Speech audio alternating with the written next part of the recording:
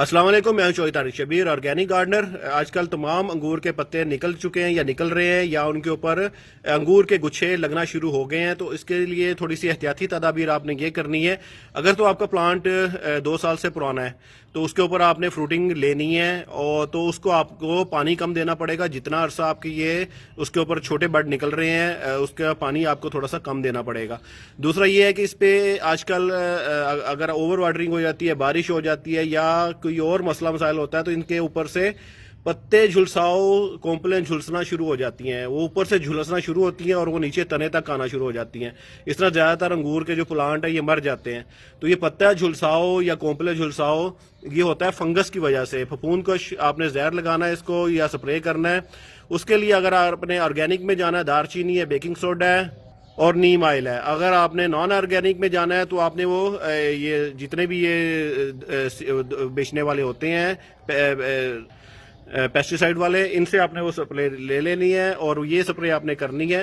अगर आपके पास फिल वक्त कोई भी हल नहीं है, कोई भी चीज़ नहीं है, तो आपने करना क्या है, जो अफेक्टेड आपकी जो लीफ है, जो भी आपकी वो है, उसको आपने वहाँ से थोड़ा सा नीचे से रख के काट देना है ताकि वो फंगस या फफूंदी या कोई वायरस है वो फैलता फैलता नीचे ना आए और आपका प्लांट ना मरे।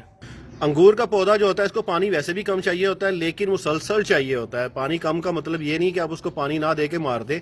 उसको आपने रेगुलर पानी देना है, थोड़ा थोड़ा देना है, रेगुलर देना है। लेकिन इसकी जो सॉइल है वो रेतली होनी चाहिए, आपका पानी वो जल्दी निकास हो जाए। पानी की इसको ज़्यादा ज़रूरत तब पड़ती है जब इसका फ्रूटिंग मैच्योर हो रहा होता है और रिप होने की उसमें होता है। लेकिन एक इसकी वो है कि जैसे ही आप इसका फ्रूटिंग जल्दी मैच्योर करना चाहते हैं तो आप इसका पानी भी रोकेंगे और जिन गुच्छों के ऊपर जिन डालियों के ऊपर गुच्छे लग चुके हैं उसके एक्स्ट्रा पत्ते आप रिमूव कर देंगे। वो गुच्छों को आप नंगा कर देंगे ताकि उसको सनलाइट ज़्यादा मिले और वो जल्दी रिप हों। अगर आप उनका साइज बड़ा लेना चाहते हैं और उनको पौधे के ऊपर अच्छी तरह स्वीट होना देना चाहते हैं तो उनको पानी अच्छा खासा दें। वो अपने टाइम पे मैच्योर होंगे तो वो अच्छे से स्वीट होंगे और उनका फल साइज बड़ा होगा।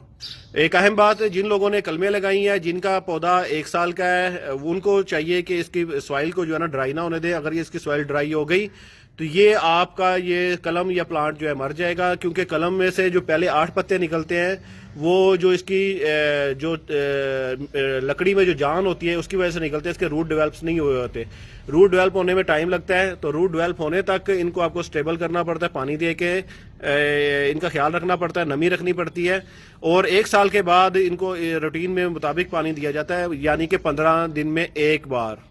लेकिन अगर आपका प्लांट गमले में लगा है तो गमले में जैसे ही सॉइल ड्राई हो उसको आपको पानी देना चाहिए। इसके आप एक फार्मूला ये रख लें कि कोई भी प्लांट हो उसको पानी आपने कब देना है, तो उसको पानी आपने तभी देना है जब उसकी सॉइल अच्छी तरह ड्राई हो जाए। जैसे ही आपको लगे ड्राई हो गई है उसको आप पानी दे दें, बजाय इसके कि आप उसमें पानी खड़ा करें या रोज़ देते रहें बिला वजह।